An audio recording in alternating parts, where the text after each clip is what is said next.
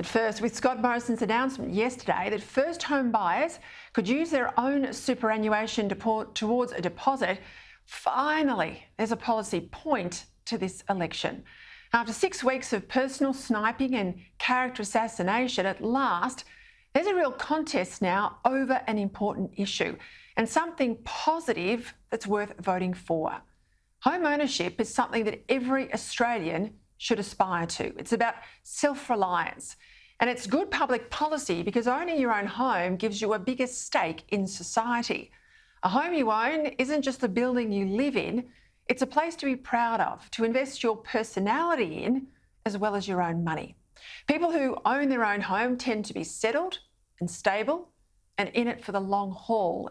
Not just a bricks and mortar investment, but a contribution to the local community. It's why owning your own home has been such a key plank for Conservatives for so long. The launch yesterday of its home ownership plan is a bid by the Coalition to channel the spirit of Liberal Party founder Sir Robert Menzies, who celebrated Forgotten People's broadcast eulogising Middle Australia. And he talked about people with a stake in the country. He said, and I quote, "with responsibility for homes, homes material, homes human, and homes spiritual."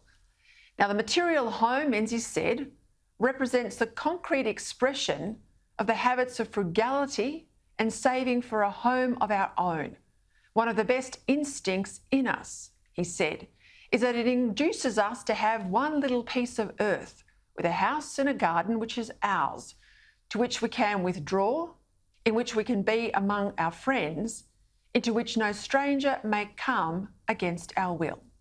So on top of all the other measures that the Morrison government has put in place to help first home buyers, including covering the mortgage insurance of first home buyers with a small deposit, and to enable first home buyers to save towards a deposit in a tax-advantaged way through superannuation, after yesterday there's now another, to give first home buyers access to up to $50,000 from their super towards their first home.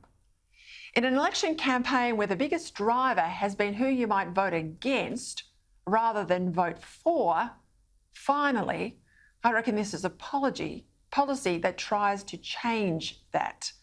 And it's a policy where the taxpayer is not called upon to subsidise yet another spend. It's actually a plan that gives us access to our money at the time many of us most need it, when we're starting out and want to get ahead. Now, I know the left hate it. The fact is that what's in our superannuation accounts is our money. It doesn't belong to the big super funds, and it isn't somehow a gift from government. It's money we've worked hard to earn. It's money that we once would have had in our pocket as wages, but now it's money that's sitting there in super accounts. So why not make it work harder by buying us a home rather than just sit there in a super account? After all, we were once allowed to access super, as you know, in the pandemic. We've long been able to access it in the case of a catastrophic or terminal illness. So why not let people use it to help them with a home deposit, especially given that it won't hurt us in retirement, because when the home is sold, an average first home buyers, they go on to sell that house within a decade.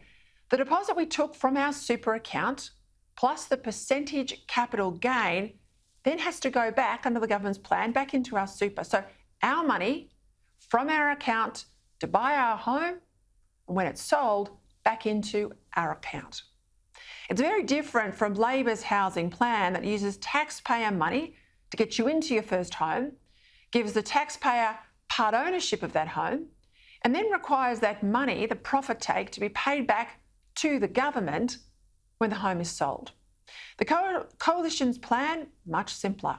Your money, your home, and back into your super when the home's sold. By then, of course, your home will have gone up in value. You'll use that to get you into a next home and you're on your way up the property ladder. What is there not to like about the scheme? Well, if you're one of the union-controlled super funds, this scheme is poison because they would rather decide what happens with your super than give you control.